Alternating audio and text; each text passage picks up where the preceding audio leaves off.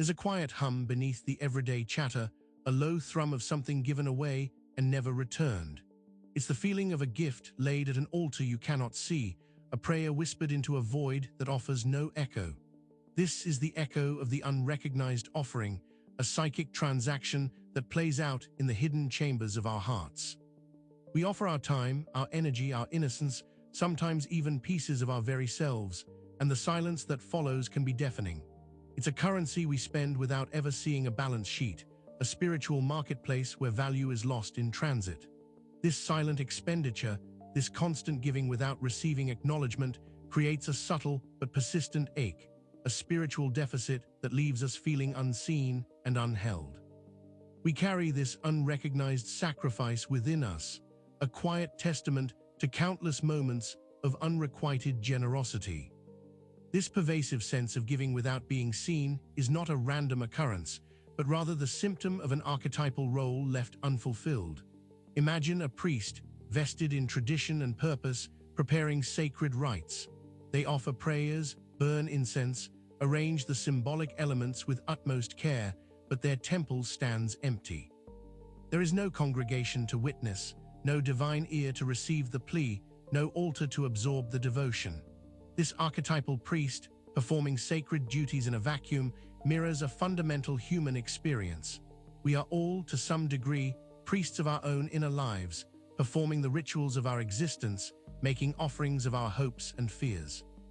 Yet when these offerings are made without a sacred space, without a recognized recipient, they become lost, adrift in an unseen expanse. This lack of a temple, this absence of a divine ear, points to an inherent structure of sacrifice within the human psyche itself, a profound need to offer, even when external forms have long since crumbled. And real quick, make sure to subscribe and hit the notification bell for more videos. Now let's keep going. Our very entry into this tangible world is an initial implicit sacrifice, a debt incurred the moment we are woven into the fabric of time and form. Saturn, the ancient architect of structure, limitation, and the relentless march of hours, stands as the cosmic custodian of this fundamental exchange. To exist within the temporal realm is to agree to its terms, to accept the boundaries it imposes. We trade the boundless ocean of timeless potential for the defined shores of a physical existence. This is the Saturnian debt, an initial offering of our boundless being for the gift of embodied experience. It is a pact written not in ink, but in the very bones of our reality, a constant reminder that form itself demands a price, a sacrifice of what might have been for what undeniably is. Within this structured existence, a hidden tithe is levied by the shadow self. This is not the dark void of myth, but rather a profound repository for those fragments of our being that we must relinquish or sacrifice for the sake of a unified self. The shadow holds the discarded dreams, the unexpressed emotions, the aspects of ourselves deemed too wild, too inconvenient, or too painful to be integrated into the conscious persona. This is the shadow's tithe, a necessary expenditure of our disowned parts. It is the price of wholeness, the shedding of what holds us back to make space for true integration. Without this dynamic of psychic integration, these relinquished pieces fester, creating an internal imbalance, a constant drain on our vital spirit. This alchemical process of integration is forged in the crucible of loss, where what must be consumed becomes the very agent of transformation. The ancient alchemists sought the philosopher's stone, the gold that could transmute base metals, and their work was a metaphor for the soul's own journey. They understood that to create something pure and precious, something had to be burned away, reduced to its essential elements. Similarly, the psychological experience of loss, of giving up something dear, is not an end, but a precursor to profound change. The gold of a transformed self, resilient and wise, is not found but forged in the fires of what is surrendered. This realization introduces a crucial understanding that the valuable aspects of our growth are inextricably linked to the things we are forced to give up. The Gnostics spoke of the material world as a kind of intricate trap, a dimly lit realm veiled from the true divine light. In this perspective, our very immersion in manifest reality requires a fundamental sacrifice, the forgetting of our celestial origins, a deliberate amnesia induced by a false light. This veiling is not a passive event, but an active performance of existence, where the brilliance of our original essence is obscured by the dazzling, yet ultimately misleading, lights of earthly pursuits. We walk through this world, performing its rituals, chasing its ephemeral rewards, all while a deeper truth remains hidden behind a luminous curtain. This sacrifice of divine remembrance is the price of our temporal journey, a constant forgetting of who we truly are. The fool, that archetypal figure stepping off the precipice with a carefree stride, embodies a constant act of unwitting donation.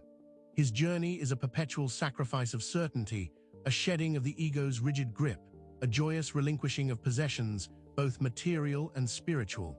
He offers his assumptions, his carefully constructed notions of self, his very sense of control, to the winds of fate. This constant, unconscious sacrifice is not a loss, but a liberation. It is the necessary condition for genuine spiritual freedom, the opening of oneself to the vast, untamed possibilities of existence. The fool's journey reveals that true exploration is paved with what we are willing to let go of, often without even realizing we are giving it away. Within this landscape of sacrifice, we encounter the paradox of the wounded healer. Here, personal suffering and the willingness to offer one's own pain become the very instruments of mending. The archetype embodies the profound truth that what has been broken within us can be the source of immense strength and healing for others. The wounds are not just scars, they are the carefully bartered soul, the price paid for the capacity to empathize, to understand, and to alleviate the suffering of another. This archetype reveals that the most potent forms of healing often emerge from the deepest places of personal cost, where sacrifice is not a depletion, but a potent activation of redemptive power.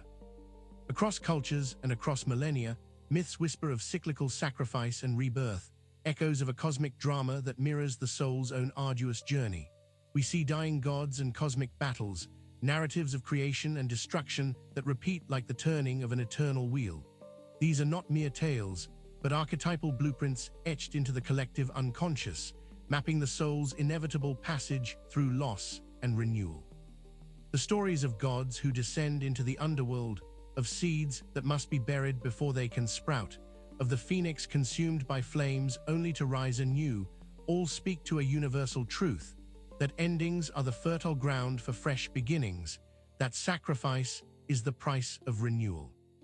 This ancient rhythm of giving and receiving, of loss and renewal, points towards an unspoken reality, an infernal contract that shapes our experience. This is not a literal pact with a malicious entity, but an unconscious agreement the soul makes with existence itself, a profound, often unrecognized, bargain struck for the sake of experiencing life. It is an agreement for the rich tapestry of human experience, a tacit understanding that this depth of feeling, this intensity of living, requires hidden sacrifices and a cosmic accounting of their perceived karmic balance. We are bound by this contract, performing our roles, fulfilling our end of a bargain we never consciously signed. Time, that relentless Saturnian architect, reveals itself not merely as a measuring stick, but as a continuous, subtle offering. Our adherence to its linear progression is a quiet sacrifice of timeless awareness for the sake of temporal experience. We agree to the ticking clock, the advancing season, the steady march of our own mortality, and in doing so, we offer up the infinite, boundless nature of pure consciousness for the structured, sequential unfolding of a life lived day by day. This unspoken agreement with time is a continuous exchange, a constant relinquishing of eternal presence for the sake of experiencing the fleeting moments that define our earthly existence. Perhaps the most profound act of sacrifice, often overlooked, is the ritual of forgetting. Within the unfolding narrative of our lives, memory and past selves are deliberately shed, sacrificed to make space for the present moment and the future that beckons. This deliberate act of letting go, of allowing what was to fade, is not a symptom of weakness, but a necessary component of psychic evolution. To carry every memory, every slight, every joy would be to become an immovable monument, incapable of growth. Forgetting, therefore, becomes a ritualistic sacrifice, a clearing of the slate that allows for new experiences, new understandings, and the continuous, vital evolution of the soul. This continuous shedding, this act of psychic evolution, can leave an immeasurable weight upon the spirit, the weight of unacknowledged gifts. When we give generously, offering our time, our energy, our deepest intentions, and receive no recognition, a subtle imbalance occurs. These unacknowledged sacrifices create a psychic debt, an energetic void within the giver. It's as if these offerings, meant to be part of a vibrant exchange, instead dissipate into the ether, leaving the giver feeling depleted and unseen. This burden of unacknowledged giving creates a subtle but persistent ache, a form of spiritual entropy that can drain the vitality from our interactions and our very sense of self. The legend of the Grail, particularly the motif of the Fisher King, offers a potent lens through which to view this dynamic of sacrifice. The fertility of the land, the very well-being of the kingdom, is inextricably tied to the king's wound, to the offering of his vital essence. He is a king who cannot fulfill his royal duties, a ruler whose very brokenness is central to the land's suffering and its potential for renewal. This broken chalice, this wounded king, speaks to a deeper truth about sacrifice, that sometimes that which is most broken, most wounded, holds the key to the deepest forms of sustenance for the world around it, a profound and costly offering. This intricate web of giving, forgetting, and enduring can lead us to question the very nature of suffering. Is it merely random chance, a cruel twist of fate, or could it be a manifestation of the infernal contract coming due? Suffering, in this light, is not a punishment, but a form of cosmic reckoning, a potent reminder of unrecognized sacrifices or a powerful catalyst for intended transformation. It is the universe's way of nudging us, of calling our attention to the hidden exchanges and the energetic imbalances we carry. The pain we experience may well be the universe's subtle method of balancing the unseen scales, urging us toward a deeper understanding of what we have given and what we have yet to receive. But within this inescapable cosmic economy, there exists a point of absolute liberation, the 0 point of true giving. This is not an emptiness, but a state of pure potential, a space where sacrifice is made without any expectation of return, without a thought of karmic balance or recognition. It is the act of giving purely for the sake of giving, a selfless offering that dissolves the very conditions of the contract. At this 0 point, where the ego's desire for reciprocation ceases, we find true freedom from the cyclical nature of debt and obligation, a state of unburdened grace where the act of giving itself is the ultimate fulfillment. We stand now at a threshold, a liminal space where the unconscious infernal contract can finally be brought into conscious awareness. This is the threshold of conscious offering, a pivotal moment where the silent transactions of our lives can be seen and understood. It is here that sacrifice can be transformed from an unwitting burden into an intentional act, approached with awareness and a clear sense of purpose. By recognizing the unacknowledged offerings, the hidden debts, and the cyclical nature of our spiritual economy, we gain the power to choose our path, to engage with life's exchanges with open eyes and an awakened heart. Ultimately, whether acknowledged or not, sacrifice remains the soul's inevitable currency, the fundamental medium through which our journey through existence is conducted. The infernal contract is not an end, but a profound doorway, an invitation to understand the deepest, most intricate dynamics of our spiritual economy.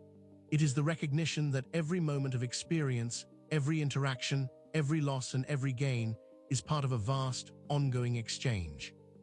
By unveiling these hidden exchanges, we move beyond mere transaction and begin to grasp the true, immeasurable value of our own unfolding being.